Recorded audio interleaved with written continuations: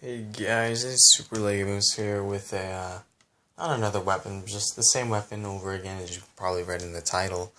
This is just a video of my honeybadger, sort of in depth. I'll be showing you a bit of my mechanism in it, how I did the bolt lock and the magazine and everything like that. But yeah, so features in this weapon, you have your removable suppressor. You can take it out and then put it back in. I'm just going to leave it out. You can also easily take off the foregrip. That was the word I was going to say. I don't know why it took me so long to say it, but yeah, you can easily take it off. Just take off the bottom plate, and then the top just comes off, so you have the exposed barrel. Runs through the entire front of the gun, just go and stops 2 bricks in to make room for the bolt. And on the bolt, for the dust cover, I have a little American flag design on that, if you didn't notice that. But yeah, on the inside now, since there's no mag, when you pull back the trigger, it should, dang it, there we go. It locks back by itself, by the bolt lock. And then let's see if it does it again. There we go. It does it again. Alright, so how the charging handle works, how a charging handle goes back independent of the bolt, is there's just a little lip right here on the bolt. Right here, how it's a little raised up higher than the rest of it, so it's able to. Oh, actually, I think I can just. No, I can't. But there's this little catch. This 1x8 flat is just here, and you can just pull it back like that. But when it locks up behind it, the charging handle goes back independently, whether or not the bolt is stuck behind the bolt lock or not, and then or not. And yeah, that's how that works. Alright, and now how the bolt. This is the bolt lock right here. It's pretty simple actually. It works well though. Works 100% well, as you can tell by the way my gun is working. So what you do is basically you get one of these 1x2s, and then you get one of these little cylindrical pieces, and then you just put one across. You're going to need 2 of these. You're going to need one for the other side too to make it symmetrical. And then you're going to want to make this piece. Sorry, it's off camera. I wasn't looking. You're going to get one of those pieces in the middle. This is 4 studs long, 4 bricks long, a 4 brick long rod, and then these little half 1x3s, one on each side, and then just put your rubber band on the little gray piece, or wrap it around. Okay, so this, and then get a rubber band and loop it through that, and then just do that so it has one loop, and then take it and put one at the end, just like that, and then take a rubber band, attach it to the little gray piece, and then take, oh, there it is. Take your other one, put it on the other side. Should get locked together by this red piece that I have right here. Get locked together like that. And then take this piece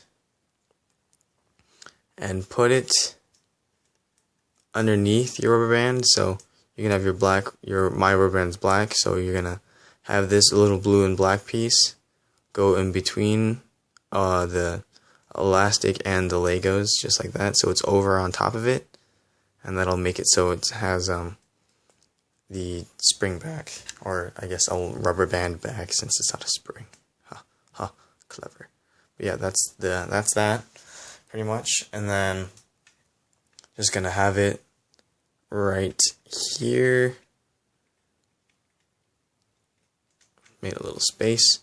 And now how it works is, so here's a top view of it. When you pull the trigger, has the blowback, of course, goes back, oh jeez, and then it locks up in front of it, and then that's, dang it, I don't know what's going on right now, but there we go.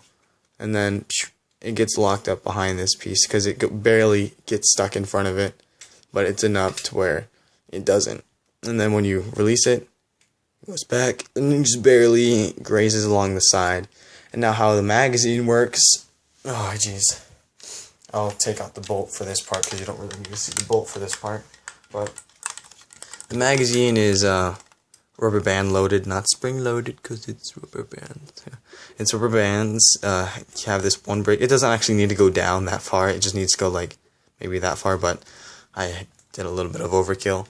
But yeah, it's just attached by a rubber band on this side. It's not attached very sturdily, so it will come off. I actually have the right piece that is actually spring loaded. I will use that eventually when I get around to it, but you know. So you push on the bolt mag release, put in your magazine. Oh, jeez Louise. There we go, and it should work. There. Now, when you look inside here, this little white piece is in between the bolt lock and where the bolt would be going. So now when it goes back, it's able to just move smoothly without being in the way. And then when you take out the magazine, it springs back. And then you put, it's a little bit sketchy when it's out, when the pieces aren't holding this black piece on top. It would just, you put the magazine in, and it would push up between this black piece and this red piece right here. And yeah, that's how it would work. And then reason why it's has the rubber band on it, so that you can have the bolt lock on and put the magazine in, and then let's see, and put the magazine in, but again that piece just falls off. It would be able to sit on top and push down on the rubber band, so that it would not block it until you released the bolt and this little, and the magazine block and the bolt lock on the magazine, the bolt block on the magazine. So yeah, that's how that works. Pretty cool, I guess. I kind of had a similar mechanism on my Vector, not the rubber band shooting version, but the one I had a while ago. Sort of had a similar version on that. And how my the what's it called? The slide, not the slide, but the adjustable stock works is I have these pieces on a spring pushing away from each other, so you pinch them together.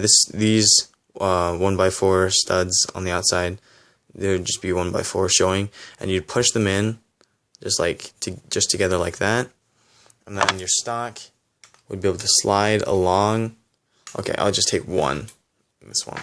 So what you would do is it would be able to slide along while you're pushing the buttons, but then when it comes along to one of these little openings right here, this little piece sticking out higher than the rest of them will get pushed into that, and then since this piece is too big, you get pushed into that, it will just stop right there, and then it won't go any further, and then you push in one brick, pull out the stock, or in this case, since I guess I'm pushing in the stock, then it locks back, and then you get to the next notch, and it locks in place. It's pretty simple, but it works, and it's actually, I think it's like the real one.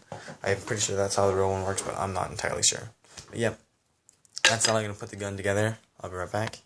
Oh yeah, and there's one slight detail I'd like to point out on my upper receiver that kind of stands out a little bit above anybody else's upper receiver. I mean, it's not a big deal, but it's a little detail that I've wanted to put into the weapon for a long time, is that the most of the upper receiver part where the charging handle is 1x2 bricks wide, and that's because in a real M4, alright, the M4 upper receiver on the top with the rail and everything, it's actually only this thin. It's only this thin, like an inch maybe, and most people do it with 4 bricks wide, which is definitely not 1 inch. So it's like probably about 3 bricks. But I was able to get it pretty thin. Which, one second. Okay, so here we have my upper receiver. Right after the curvature on the weapon, that it has a little curve out, like And here you can see it just has a little bit of curve on the outside of an M4 if you've ever seen one.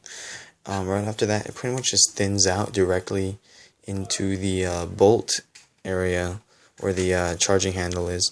And I was able to do something sort of like that.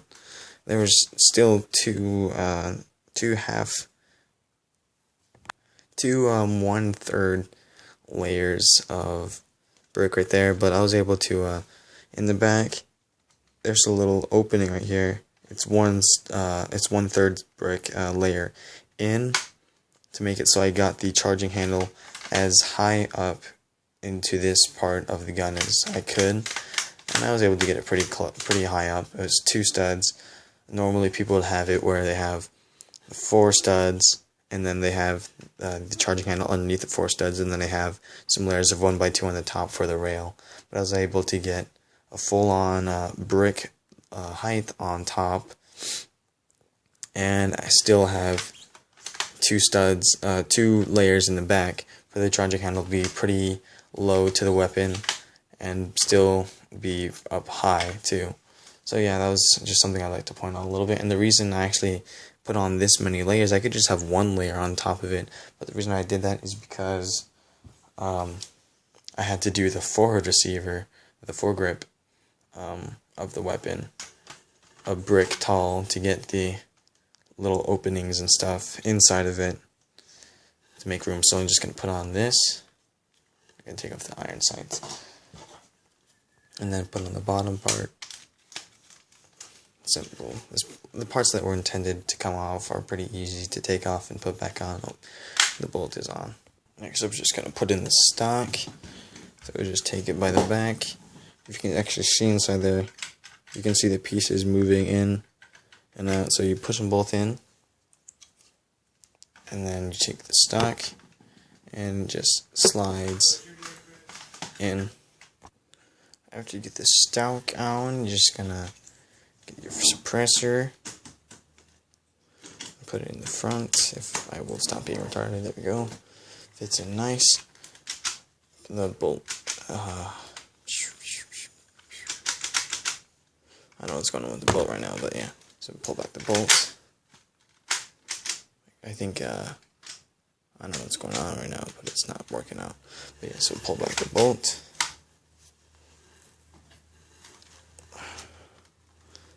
Put in your magazine. Use the bolt, and you're ready to fire. If something inside of it is jamming up, I know what the problem is. I've had this problem multiple times, but yeah. So yeah, that's pretty much it. Thanks for watching.